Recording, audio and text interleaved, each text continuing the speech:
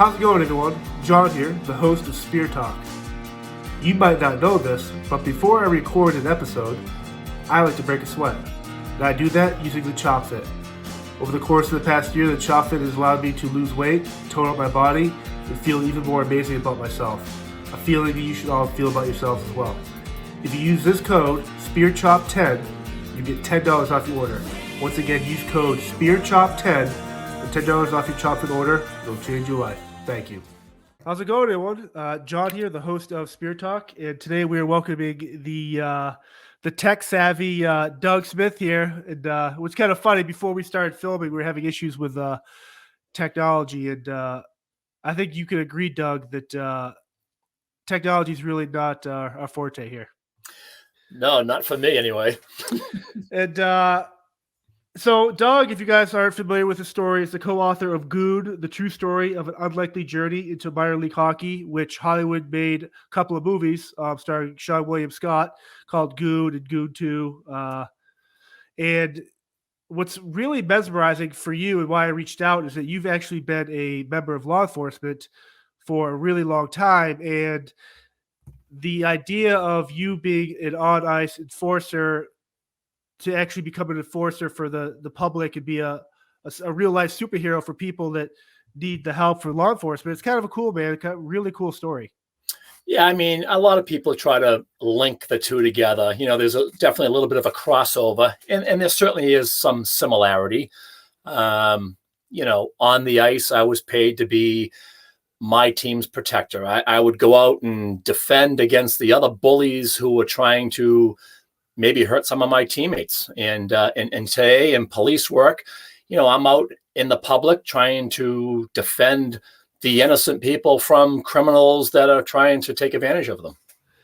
Have you ever come across in your own, like for me, I'm trying to visualize you have this, you act one way on the ice as an enforcer, but you can't necessarily act that way on the streets as a cop, because there is a certain level of, we could get into the whole breakdown of law enforcement and all that, like, stuff like that. But is it tough is there a switch when you were fighting, you hit that switch to become an enforcer, but when you're dealing with, say, a suspect that, like, is it the same switch you have to hit to get locked into when you have to do whatever you have to do?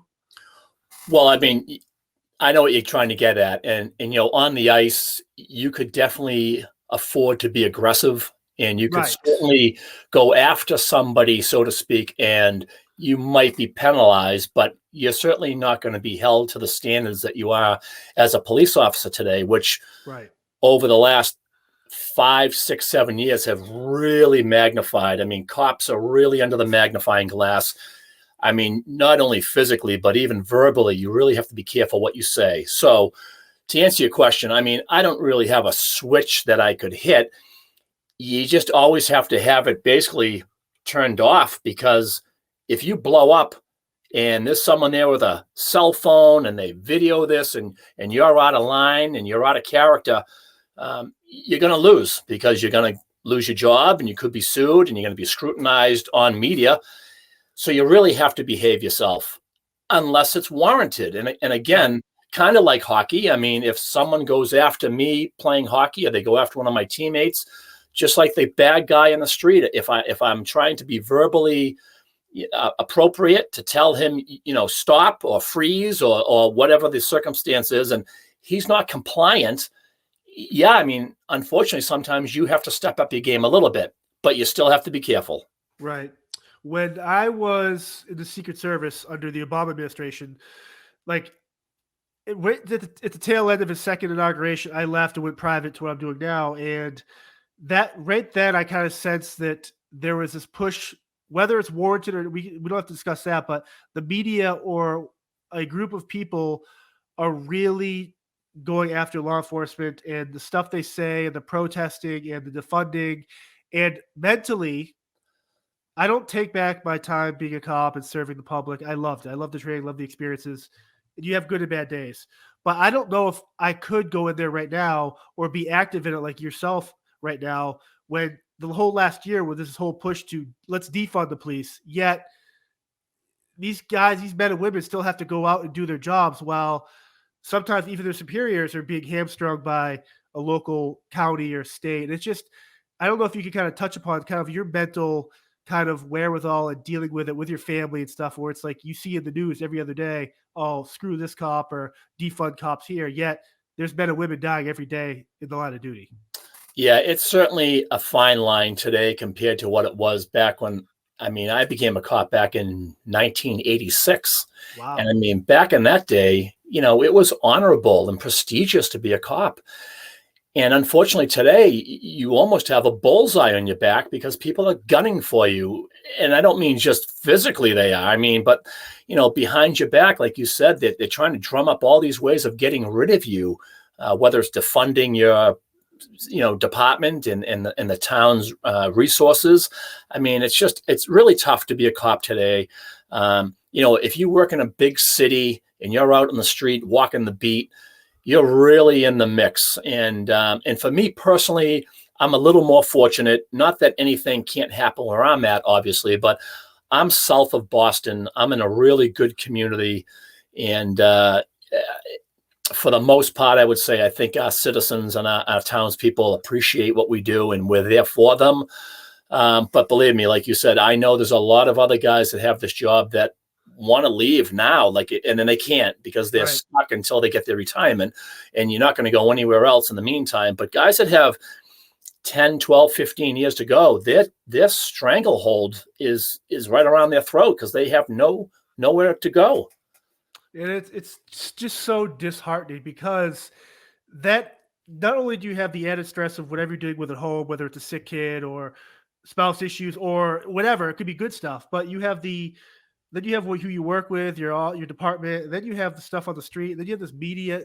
It's I'm so amazed how law enforcement officers, men and women, are able to do their job so well in light of everything going on. I And know. And you know what? Not to interrupt you, but you said something a minute ago. Having a family and all that. You know, Everyone gets up in the morning and go to work, no matter what your job is, 9 to 5. It is what it is. But you all expect to come home. And as a cop, even a fireman, he can have an accident, but nevertheless, a cop, it does definitely bother me and a lot of other people when they say things like, well, you knew what you were signing up for. Well, you know what? I didn't take into consideration that I could get hurt or shot and killed as easily as you're making it out to be today. right, I know the realism is there. I could simply walk into a bad situation and catch a bullet or whatever. But I mean, for the most part, I expect to go home just like every other cop does. And yeah, in today's society, there's a lot of people that don't care if you do. and it's so my job was private security. Like my during my day, if I'm out with a client or going to a festival or a show with a band, I know I've advanced. I've done the security stuff what I can control, and I also know that there could be a guy, an armed gunman, active shooter. I know that can happen, but the chance of it happening is so slim to none. Whereas your career path, that could happen every day. You're dealing with a domestic every day. Something that's as simple as a drunk guy or girl at a bar could turn into a crime scene, and it's just like these people that say, "Well, you chose your career." Well, yeah, I did choose my career, but thank God I did, or someone like you did, because you're able to talk and spew this rhetoric that only pushes the human race that far back. Right. And again, like I said, I mean, it's just one of those things where the public really is dominating today where we are as police officers. And we don't have much of a say anymore, unfortunately. The that police officer that lost his life in that active shooter in Colorado, I think last week or 2 weeks ago. Right, right, Um, it's it and obviously I had the career of the law enforcement, so I have that connection to it. But every time I see an officer that dies in the line of duty, or a service member, a fire, anyone that gives themselves up, it kind of makes you think that it's like this is real life, like this is real right here. This is someone that right, it's for I don't know how to explain it. Where it's like you really realize that this is a guy that was a sheepdog protecting whoever, and he gives up his life so selflessly, and right, it's pretty amazing. right. And there's still a lot of people that have that mentality as a police officer. They're still going to answer that 911 emergency call. They're still going to be first on the scene, even if it's a house fire or a car accident. They're still running Right. full speed ahead. And you know, it's tough to break that. You know, it's so many people will say to you, you know what, I'm sick of the public. I'm not dealing with them anymore. But when the bell rings, you Yep. still react because that's what you're trained to do. So, like I said, it's such a fine line to walk. The one of the things I loved about law enforcement is like there's that competitiveness between other agencies, whether it's FBI or DA, all softball games. Have you ever? I mean, do your departments or state police stuff do stuff where it's kind of like let's play hockey, but when they see you coming around the blue line, they're like, oh, watch out. You know what? I used to play a lot of pickup hockey and hockey police leagues, so to speak, and you know, police would play the fire department, the police would play state police, stuff like Yep. that. We traveled to other states, and you know, it's one of those things where sometimes I've had people that knew who I was, and they might try to, you know, want to show Really? off in front of their friends, but most of the time, people don't really know who I am. I just, you know, I'm out skating around like everybody else, just getting a workout. I think at my age, my fighting days are over, which is okay with me. Right. So maybe I'll just live off a reputation. I like that. And so, how did you kind of get into the law enforcement career with hockey still active in your life? Well, I grew up in a small town, like I said earlier, south of Boston. And, you know, I went to a gym that was basically run by police officers. It was actually called the Hanover Police Boys Club. And it was there where I got to, as a 14, 15-year-old kid, I got to work out. I boxed there. I worked out with cops. And I just kind of always knew I wanted to be a cop. The hockey thing kind of came in between. And it was just one of those opportunities that the door was open so quickly for me with hockey. I couldn't say no to it. And it definitely put a little delay on my police career. But when I was done with hockey, that door was still open for me. I was fortunate to have, you know, the police chief and other people who had liked me. And they kind of said, run with this hockey as long as you can, because there's certainly a small window of opportunity before you're either too old or you get injured. So try to make the most of it. And your job will be here when you get back. So I was obviously pretty fortunate. For those that aren't aware, that say haven't seen the movie Slapshot or Goon itself or these other movies, the idea of the enforcer, well, if you could kind of explain what the what the role of an enforcer is on a team where people just assume, oh, it's just about fighting, but it's much more than that. Well, I mean, the backbone is fighting, of course, but to break it down a little bit more, I mean, you know, if you're on a team that's being bullied, and if you're getting run out of the rink every night by guys who might be bigger and stronger, and they're specifically out there to hurt you, and you don't have somebody on your team, on your bench, who can go out and say to that other guy, cut the shit, you know, or Right. it's me and you will, you know, we'll face off.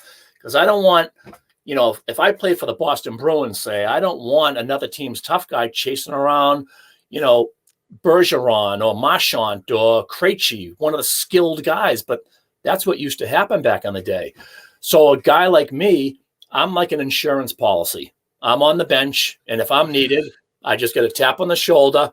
Hey, right over there, number 19. He's running around like a jerk. Go take care of him. And that's kind of how it works. Now, again, obviously there's fighting involved. It's a little barbaric. But the point, though, is you're there to protect those players who are the team's investment. They bring the fans in. They are going to win you a championship. And if they're hurt because they got physically beat up, or they are scared because someone's chasing them around the rink every night, you're not going to win. And they can't fulfill their full obligation to the team as an athlete. I love hearing stories of like Wayne Gretzky and some of those all-time great iconic sports figures in hockey, yet they always say that half the reason why they're successful is because they had that guy on their bench that would literally go in the corner and fight that entire team if they slash the guy wrong or if they say something. I just love that mentality where you're like a warrior, like a Greek Roman warrior, just out there with your shield and doing that for your team. Right. And like you said, I mean, any guy who has had a luxurious career in the NHL, like a Gretzky, a Lemieux, an Yzerman, you can go on and on and on. Bobby Orr, I mean, you know, whoever you want to talk about, there was always one or two guys who were there to protect him so nobody could take advantage and run him out of the rink and hurt him and shorten his career. And, again, like I said, I know some people aren't into that style of hockey, and those people have gotten their wish because the game has changed dramatically over the last few years. But you're slowly seeing that there are still a couple of teams today that employ a tough guy who are now taking advantage of the teams that have decided to go all skill, and they're getting pushed around, and it's noticeable. And you're going to see the cycle come around that teams are going to start picking up at least one guy who can play, but also is willing to step up when he has to. Now, do you think, and I'm glad you brought it up because NHL right now, I'm born and raised in Massachusetts, so I grew up my era when I started going to give like PJ Stock on the Bruins, like that fourth winger that would get the crowd going if they're down 4-0 or if they're up 2-1. And the last couple of years, probably the last 5 or 6, I noticed that, like you said, the level of violence is being toned down. They're stopping the fights. Do you think that's a sponsorship coming down from the top down, saying, "Hey, we need to make this more family orientated," or is this a money thing where it's like we can't keep having these players fighting? I would say that behind closed doors, a lot of GMs and owners of teams will even probably say to you that a fight once in a while gets everybody up on their feet. Correct. And it's necessary sometimes for the actual event that just took place on the ice because, hockey players, they've always policed themselves. And if you don't, and the referee misses a call, the escalation of anger gets higher and higher. And by the third period, so to speak, it's a powder keg, and there's a madness going on out there. People are running at each other or cross-checking each other or whatnot. But the point that you brought up is a good one, because I think a lot of people who enjoy hockey fighting and the physicalness of the game are missing that today, and they're making their voices heard. And that's why you've never heard the chairman there, what's his name, Bettman. Gary, yep. Anytime you talk about fighting, he always tries to skate away from it because he knows what it does, and he knows what the players want. And the players understand you can't have a goon, but you got to at least have someone that will step up when needed. And if you abolish it outright, you're going to get cheap shots from behind. You're going to get cross checks. You're going to get all kinds of dirty plays. And that's where careers end early. So if you have a policeman on the bench, no pun intended, right, there you go. That might not happen. Now, let me ask you this. Obviously, you knew what your job was, but when you see a guy, another player, get chippy with your star player in the corner, cross check from behind, whatever, and it's not called, at that moment, are you like, oh, it's going on? Or are you waiting for your coach to be like, hey, tap you on the shoulder? And then when that does happen, how quick is it for you to react and get into that mindset that you got to go out there and fight? There's always a level of physical game that takes place out in the ice. And there's your average hit, and then there's maybe a little rough stuff, but then there's the cheap stuff. And, to watch a tough guy or a guy who can play physical kind of rough up a little bit your finesse player, it's part of the game. If you got to take a hit once in a while, even if you're a finesse guy. Right. Wayne Gretzky got hit. It's irrelevant. It always happened. But it's the extra stuff at the end, maybe a push in the face or, a chop on the back of the ankles with a stick. That stuff brings the attention of the other team's tough guy, the other team's enforcer, where no coach ever has to say to you, go out and do your job, because you know what your job is. You're sitting there watching the game. You're watching every tough guy who gets his shift before you, and what did he just do? And if he's going to act that way, and he's not going to confront me and square it up and even it out, then I'm going to do the same thing that he's doing. I'm going after your skilled guy to make it even. Right. It's very fascinating, that mindset where you're playing games, but the other team also has to know that, hey, this could get even real quick here, and it's just very fascinating. Now, what's the worst injury you've had? I've actually been really fortunate, and I don't know how, but, I've taken my dings on the face. I've gotten black eyes, and I've got some stitches, and, busted up hands from hitting helmets. But I mean, you know, for the nature of that actual activity, which is bare knuckle fighting, there's no gloves, there's no, protective gear like boxing, say. Right. Um, I think I've done okay. I think the majority of my damage has come prior to hockey when I was an amateur boxer and maybe a punk kid in the street having my street fights in the neighborhood. But hockey, I actually, I lost a bunch, but I didn't really get carried off the ice. So I was fortunate. So that the reason I asked that is because at the end of the movie Goon, obviously it's Hollywood and the violence, and it's kind of like this operatic kind of like finale where it's blood everywhere. And when you tell your when they release your book and the producers, whoever, hey, we're going to do this, how much input do you have on, hey, this is what the violence really was like? So I didn't write the script, I can tell you that. And I only had very limited consultations with them prior to them actually shooting and, Okay. finalizing the script. And it was only things like, hey, Doug, what would you do in this situation? Like you line up next to a guy, how do you get him to fight you? Or why are you going out to fight? What did that guy just do?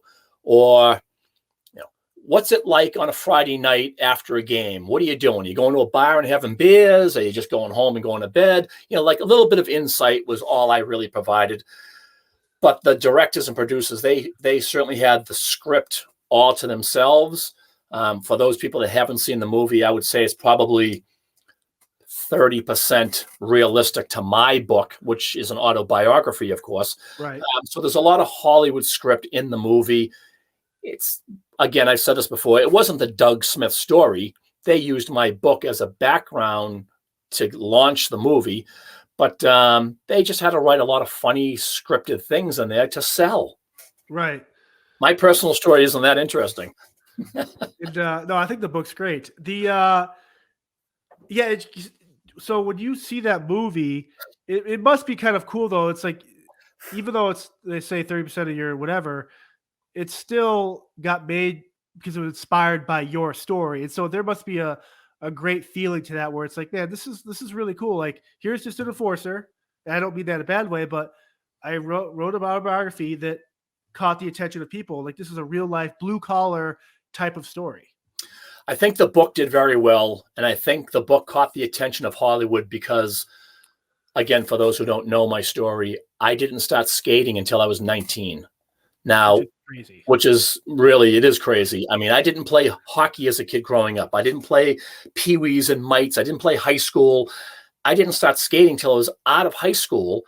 And I didn't play my first organized hockey game with like a referee in a league until I was almost 22. But by the time I was 23, I was in a pro camp trying to fight for a job. So the story of an underdog is really where it's at. And I was very fortunate that I was athletic and I was able to pick up skating relatively quickly.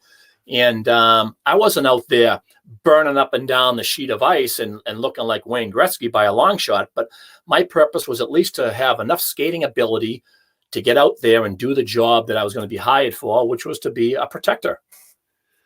Now, how hard was it that transition to learning, obviously being your boxing background, but when you put skates on that, there's people that can't even skate, but when you actually have to do the tussle and the grabbing and the fighting, what is the art form to that? And do you actually teach people kind of how to position yourself and how to kind of do the stuff you do? So again, as I mentioned earlier, I had an amateur boxing background here in the Massachusetts area. I fought in the New England Golden Gloves and some other tournaments as a kid growing up. And obviously hockey fighting is a lot different than boxing. Balance is a huge issue on the ice. I mean, even the pros that you watch today, when they fight, half of them fall down and they've been skating since they were little kids. So for me, balance was a huge issue. But, one of my best friends, Adam Fratazio, who grew up in my hometown of Hanover, he actually wrote the book. And he was the one who got me on the ice at 19. And he was the one that taught me balance and how to fight and how to use my boxing background to possibly make it to the minor leagues as like a hockey enforcer. So balance was huge for me. back then I was 6'2", 240 pounds, 250 pounds. I was a weightlifter. So having that extra weight as a big kid and learning balance on skates was really hard to do for me. But like I said, Adam was a great teacher and a motivator for me. And, not to jump ahead, but after I retired, I got to work for the Boston Bruins, and I got to work for 6 other NHL teams being an instructor on the ice with the NHL players, teaching them how to defend themselves. And it wasn't so much teaching them to be fighters, but just in case something blows up on the ice and you get paired off with a guy and maybe you're a college kid. Maybe you're a European player that never plays North American style hockey, and you don't even know how to defend yourself. You got caught in the corner. Yeah, and I mean, you don't want to be a college player getting grabbed by like Terry O'Reilly or PJ Stock and getting killed. So my transition from being a player to a coach, both of them were similar in the sense that I advocated balance with your fighting because it's huge. Now, you also coach relatively younger kids outside the semi-pro professional. Is it weird, or obviously with your background career, you can't necessarily teach violence at that age, but how do you kind of work around the idea that as you go up in level and get older and playing the sport, violence does kind of pick up in that realm? Well, I was fortunate to be a high school hockey coach for the high school that I graduated for, Hanover High School in Massachusetts. And in fact, we won 3 state championships, and I was very honored. And I think it was 2015, I got nominated into the Massachusetts Hockey Hall of Fame. Awesome. as a coach.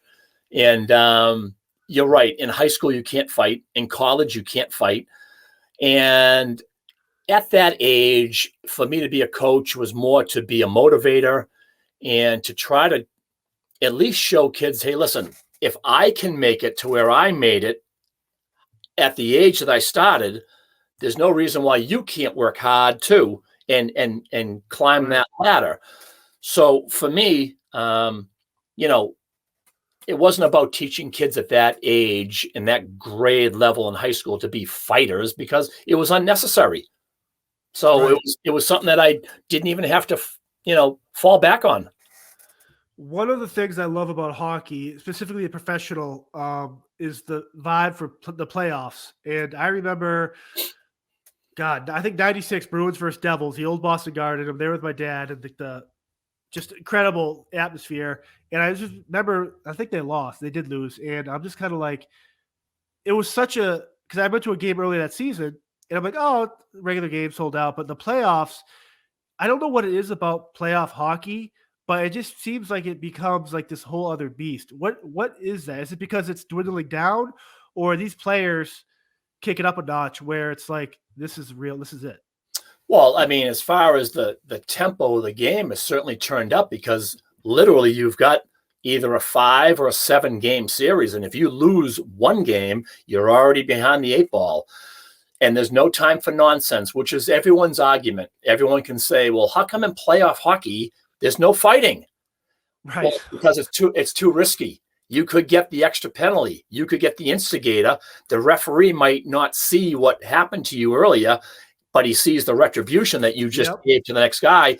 Next thing you know, you're in the box. The other team's on the power play. And like I said, in a 7 game series, it's too risky to fight. So you might just say, you know what, John, I played against you tonight and you were cheap to me, but I'm going to get you next October or November when the regular season starts. And that happens a lot. Guys remember, and they say, okay, remember you cheap shot at me and I couldn't risk going after you in the playoffs. It's sad, but that's the way it works. And again, like I said, it's a great argument for people that hate hockey fighting. And they say, well, then how come in the playoffs there's hardly ever any fighting? It's too risky. There's too much to lose if you're the one that gets called out by the ref. Right. Very fascinating. Did you ever have vendettas like that where you had to wait weeks or months or even a year to get that person back? I got to play in the minor leagues and not the NHL. In the minor leagues, almost anything goes. So I never had to wait for anyone because even if I got suspended for jumping off the bench after someone, I got them that game. Now, I'm glad you bring up the AHL. For whatever reason, like the Worcester Ice Cats, I believe, teams like that growing up where your friends and stuff through high school, like, oh, the Bruins game might be too expensive. So I would go to Worcester Central or whatever AHL Right. Providence Bruins.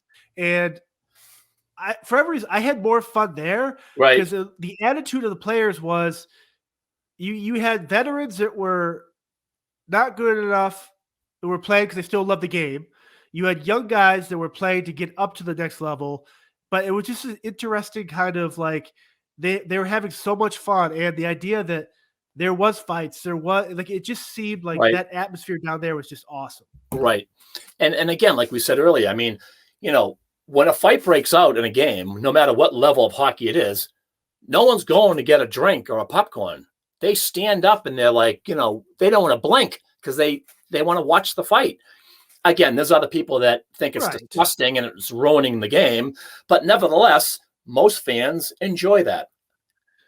You don't hear a lot of off ice drama like TMZ type stuff with players. I mean, you'll have the random, and it's not a good thing, but DUI in the grand scheme of things for athletes, especially when you have football players with domestics and uh, violence and or baseball players smuggling drugs. And so, do you think it's because hockey has that kind of gentleman system where it's like we'll have the enforcers, we'll police ourselves on the ice, and then off the ice we kind of let our because you don't really see people going at each other outside their ice rink.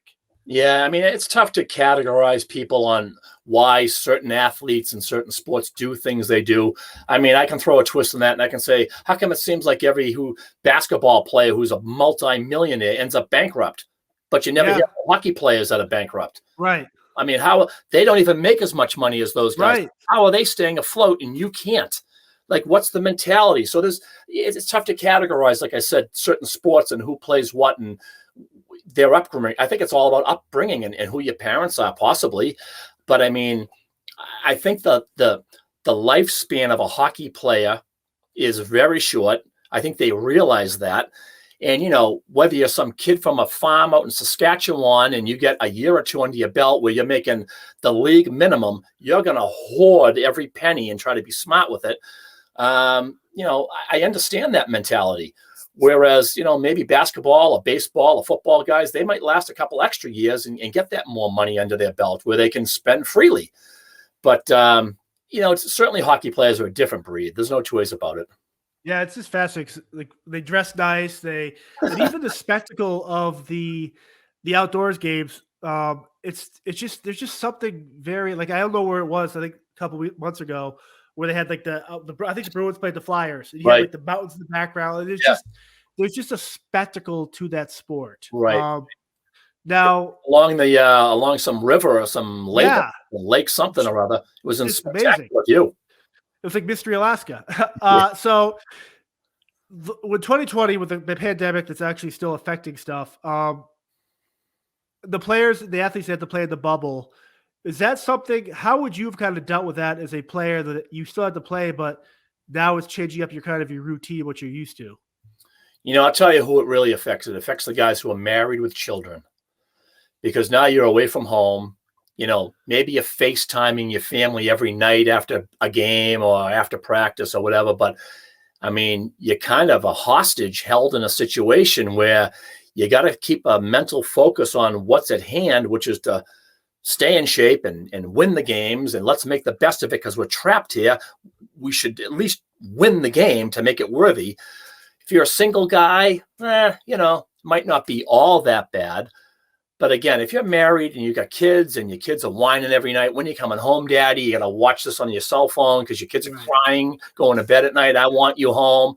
It's a tough thing for them to have to absorb. And I certainly want to be there. I wouldn't. You would be there, but you wouldn't want to be. Right. Now, how has the pandemic affected your law enforcement in the sense of just this pandemic or virus affecting everyone? And has it changed your kind of approach towards policing at all? Well, I think, when the whole communities as a whole are shut down, everything is shut down. I mean, when there's no bars that are open or they're closing very early, there's no nightlife. People are staying in. maybe there's a rise, I would say, for me in like domestics to go to people's houses. You know, they're trapped inside. So what do people do? Maybe they drink a little more. Maybe they party a little bit more. But as a cop, you just don't see the volume of traffic and the volume of incidents that you normally would, because everything's kind of locked down, and it's kind of sad. Right. And I was thinking the exact opposite way, in the sense of, I pictured the bad guys are always going to be bad guys. And while this affects the good guys, I picture the bad guys or whatever using this as a means to cause more. So I'm glad to hear that you're not out there, or were out there the last year, dealing with more vagrancy or more issues in terms of bad guys just doing what they normally do. Right. Well, I'll tell you one thing. Even the bad guys are staying low, because if you think about it, whose house are they going to break into? Who's not home? Everyone's home. Everyone's home. Whose car are you going to break into where they're not in their driveway, maybe looking out the window? And if you're a bad guy and you are out raising hell, well, there's not other people driving around on the road that often. You're going to get caught maybe because you can't get in the flow of traffic. Right. So if you're a bad guy, you're kind of thinking, Jesus, where am I going to go to make my next score where I'm not going to get tagged? Right. Because all eyes are on me because there's no one else around. I can't mix in. Love it. So before I let you go, Doug, obviously your book, Goon, The True Story of an Unlikely Journey into a Minor League Hockey. I picked mine up on Amazon. I believe you're at the second edition or third edition now. Right. So people could grab that book. It's an awesome read. And do you do anything social media wise? I mean, obviously with law enforcement, it's kind of tough. You can. Yeah, I'm on Facebook. I'm under my name, Douglas Smith, and I'm on Instagram. And, I try to be social, to a point.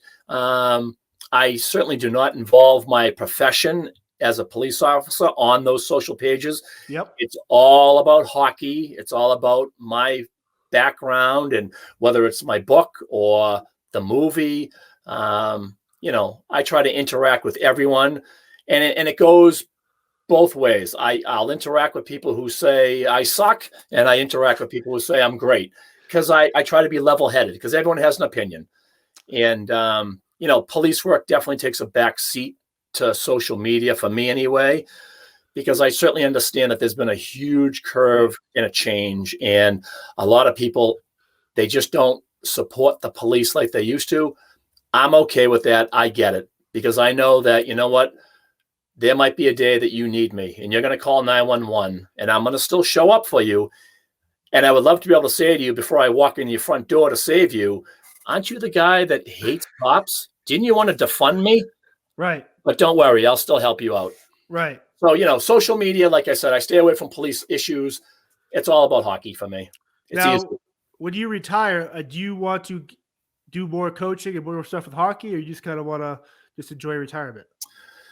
I have a 10-year-old daughter and a 12-year-old daughter. Oh, college is coming. I can never see myself retiring. I think I'm trapped. But you're right. I mean, college, right? I'm doomed. You're going to start doing those celebrity boxing fights with where I get hammered for peanuts, right?